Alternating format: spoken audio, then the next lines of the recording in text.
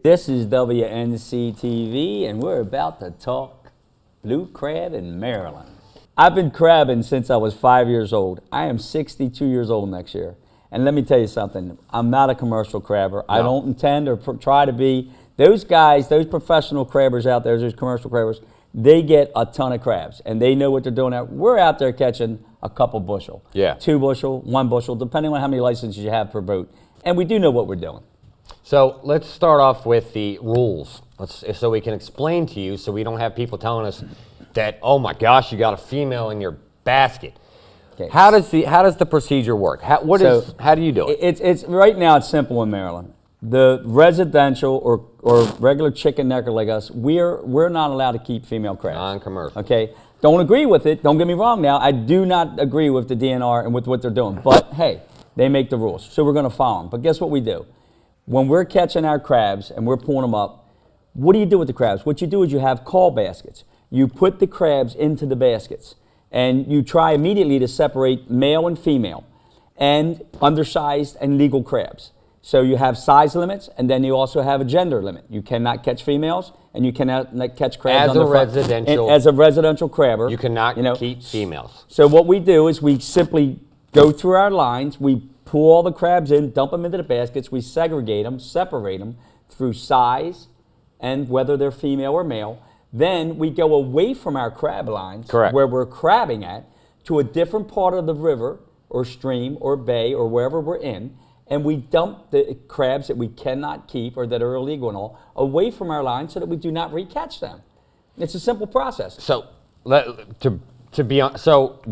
crab in the Chesapeake Bay, and you have, what's the space that we use between each net? In our case, we're using crab nets that we made ourselves. They're homemade. He made. They're phenomenal. And we use them. And it's real simple. Something that works is we drop a net in, and they usually go down anywhere from 8 to about 15 feet. They're designed that you can crab in that type of water. That's the depth of the water. But in general, we crab in about 7 foot, 6 foot, 8 foot, depending on the time of the year, the temperatures, and so forth. 5 foot. But we drop the net. And then after we drop the net, we have the boat set at a certain speed, and we just count to 7. I mean, it's that simple. We keep things simple. We go 1001, 1002, 1003, 1004, and we're going at a certain speed, and then we'll drop the next net in with the bait and the bobber and all. And again, the process starts 1001. Correct. 1002. And we do this, been doing it for years, and we'll drop a set of lines, and you can have up to 30 nets or 30 pots or 30 traps, and that's how we're doing it. You can do with a trot line. It's very fun, very, very good time with trot line, but we're not doing it at this time. We've been doing our nets and our pots and our traps. No, I shouldn't say pots, but say traps and nets. But we time that out. We drop our lines out, and we stay a good distance away from other crabbers to be respectful and to respect the law and give everybody an opportunity to crab and have their area, and we start catching crabs.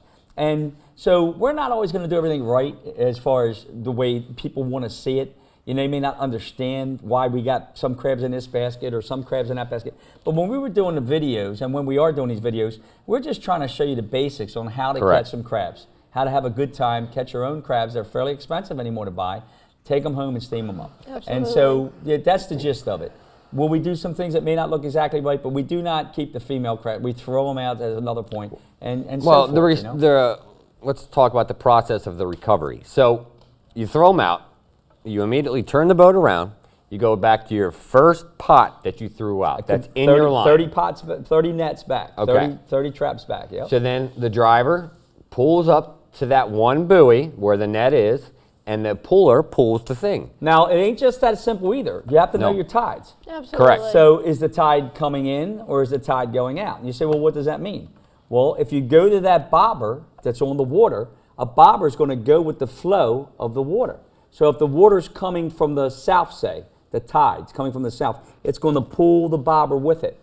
And if the water's coming from the north, it's going to pull the bobber with it going towards the south. So the south would, and so forth, either west to east, east to west. So when you bring your boat up to it, if you come from the wrong direction with the tide and you grab your bobber, it will automatically have tension in it, which you don't want. You want it to, when you get it, you want to be safe. For instance, if the water is flowing this way and the bobber's on top, that's the way you want to approach the net. Because when you grab it, as the boat's drifting, because you don't stop the boat. No. We don't. We go very slowly.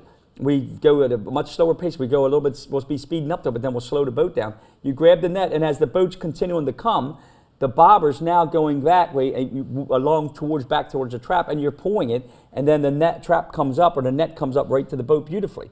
But if I was coming from the opposite direction, when I grabbed it, it would immediately put tension on it, and it would be pulling the net immediately.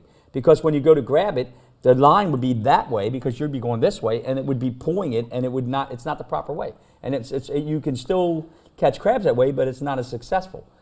And so that's why, and it's a fast pace, and so when you have to yank that up to keep the crab in the basket or in the net, and then put it in the basket. Right. So it's not. Yeah, when you pull this net up, if it's the open nets like we have, if it's a trap, you can pull it up any speed you want. Correct. Because the trap closes. The door is closed. And keeps it in. But if it's an open net like we use most of the time, you've got the gravity to pull the water, holding the crab in the net. Correct. And as you're pulling it, a nice steady pace, you get to the surface, don't watch the crab for 2 minutes or a second, he's going to be gone. It's going to come off your net. It's going to come off. You immediately come up, toss it into the boat, take the net, flip it back out, and then someone starts to call. It's called calling the crab. They check it, they pick it up, they take the measure, they look at it, and they put it in the appropriate basket. Correct. And then, if it's a female, it goes in the basket that goes back in the water. With the females. Correct. And if it's an undersized crab, it goes in there with the females Absolutely. too, or whatever.